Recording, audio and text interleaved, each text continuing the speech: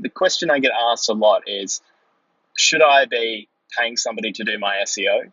Or the other side of it is, I'm paying somebody whatever dollars per month to be doing my SEO. Usually it's a fortune. Should I keep doing that? Is it doing anything? I'm not too sure, etc. So the SEO issue, I'll get into it a little bit. My general recommendation is that if you're a small architecture firm, you should be considerate of SEO, and you should, go out to get a bit of an education on SEO and learn more about Google and learn more about search indexes and things like that. But you shouldn't be paying $1,000, $2,000, $3,000 a month for somebody to do your SEO, because it just doesn't scale well in the architecture niche. The reason SEO doesn't work for architects is that not many people are actually looking for an architect. There really isn't that many. If you look at the search traffic volume for a query like Melbourne architect, it's about 3,000 people a month in Australia are searching for Melbourne architects. So I don't know how many people there are in Melbourne searching for that, but that's the kind of the rough volume. So we're just looking at rough overall numbers here. Of that, the top search result is house, and then I think it's followed by BE architecture or somebody like that. And we can estimate that from that search query, they get about 500 clicks a month. That's great. If you can be the number one for Melbourne architect, you're going to be killing the game with 500 clicks a month. And you're probably also going to be doing well for a lot of other queries. No one's promising you to be number one when they're helping you with your SEO. Chances are your firm is number 79 or number 800, and they're trying to get you to 20 or 30. Or you might be ranked 10 and you're trying to get to 7. And you might think, well, that's still good, but realistically, it isn't that good. For a search query like Melbourne architect, you've got 500 clicks for the top search result. Then it goes to about 300, then 100, then 10. And by the time you're fifth down the Google page, from a search volume of about 3,000 searches a month, you're only really expecting to get about 10 to 15 to 20 clicks a month. So the idea of paying $1,000 a month or $2,000 a month to go from position 9 to position 7 and gain 15 clicks a month, it's just absolutely, the ROI just can never be there when you're spending that kind of money to do that. Now, SEO works, but it doesn't scale on low search traffic topics like architecture. If you were a Pepsi and you were trying to beat Coca-Cola and you're working with a market of 1 billion customers, and maybe search queries like best soda or healthiest soda, I'm using American lingo, healthiest soft drink, that the difference there is if you can bump up a position because there's that many people searching for it, that $1,000 or that $50,000 a month that you spend on SEO services might repay itself in millions of dollars of new revenue. The same amount of labor applied to a small business in a topic where there's not that many people searching for it is going to reap tiny, tiny, tiny benefits. If you're spending $1,000 a month on SEO services, you would be much better off taking that $1,000 and giving it to Google in the form of an AdWords budget and literally just appearing right at the top of that search result page. There is one side note to this, which is going back to the point about getting a general education in SEO. It's something that you should be thinking about, and it comes to sort of writing and content marketing in general.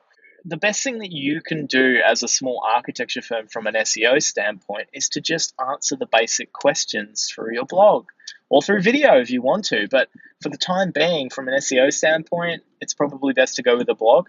And these aren't sophisticated things. This is not, you don't have to write your highest end, challenging, new, interesting ideas that no one's ever come across before. Just cover the basics. I've got plenty of clients that have blogs. They've just answered really, really simple questions about architecture, like what are the steps in an architectural project? How does documentation work? What does an architect need? What tools does an architect use? What questions should a client have to ask their architect?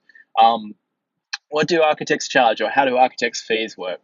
In an ideal world, this information would be freely available through the Australian Institute of Architects, ArchiTeam, or Australia ACA, but it really just isn't. And for a lot of these questions, you either have to find an example of somebody talking in America, so that's not good information for Australians. And the other side of it is, that when you do see something that's come from somebody official or authoritative like the Institute, it's gated off. It's for members only. So instead, what happens when people are looking for solutions to their questions in the architecture world is they don't ask the experts. And that's one of the biggest problems that we have, is that people are asking their friends and family, and they're asking Facebook, and they're asking Twitter what they should be doing about their architectural problems, and they're not talking to experts.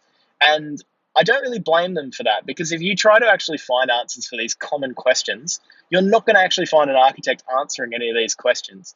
So what are you going to do? Just call them? No, it's not going to happen. You're going to say, well, they're not giving me any answers, so I'm just going to turn to other people and get their amateur opinions on this subject matter.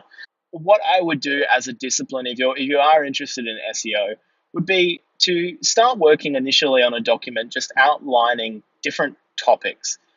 Where I would probably start would be frequently asked questions that you get from new clients.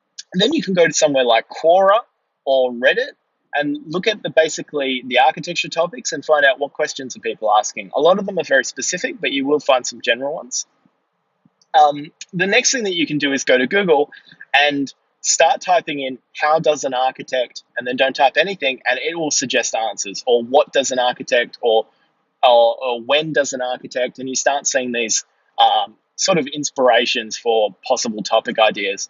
The next step after that is to thinking about producing content on a regular basis, maybe just portioning off an hour a week or 2 hours a week to just create this kind of basic content to get your team to help you with that. I wrote a pretty handy article on my blog about how an architect can produce a blog post in an hour. And it spoke about using voice recording and then rev.com to transcribe your audio so that you've got basically the text of everything that you kind of rambled on about for 10 minutes. And then you take that article and you can edit it or hire an editor to help you to turn that into a good article, and then put that up on your website. If it's a simple question, it doesn't really need a very lengthy answer, but what you want to do is make sure that you're being efficient and working smart and not hard. And the best way to do that is to Google the question that you're trying to answer and work out what's already ranking in the top few positions, and just generally what's the quality of the response in their content. Are they answering the question in detail? Maybe they've written 400, 500 words, or maybe they haven't answered the question properly, or maybe it's too specific to their niche or their location. So you want to do a bit of an assessment of where is the bar? To get number one for this Google search result, what do I need to do? How is Google going to look at my content and say this is of better quality than what's already ranking in the search results? So that's the process to go through. Have a go at creating that kind of content, and you won't need to worry about hiring an SEO person. And I wouldn't look at it as a permanent thing that you have to do forever. Just experiment with it. The good thing about writing a blog or creating content like that is that it continues to generate traffic and leads well into the future. I could not write another blog post ever again, and I still know I'm going to get a couple of thousand visitors to my blog every month just from Google search results, because those posts are there, and like somebody will write something better that will eventually replace my content.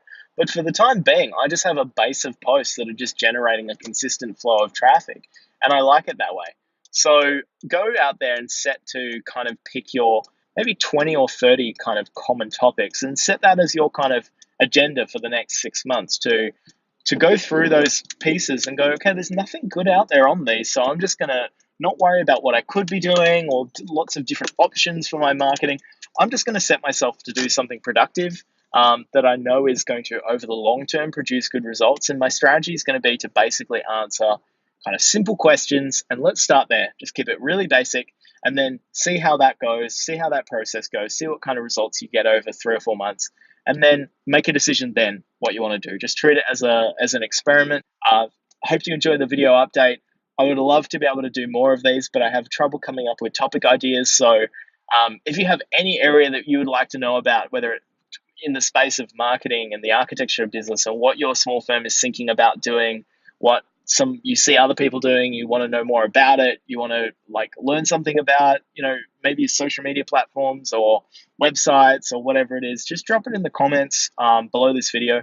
Just let me know you've got a question, and that'll give me something to answer in another video, because I'm always driving. So, they say success is 25% inspiration and 75% transportation. So that's my thing. And I'll get around to answering those questions for you, hopefully. So thanks.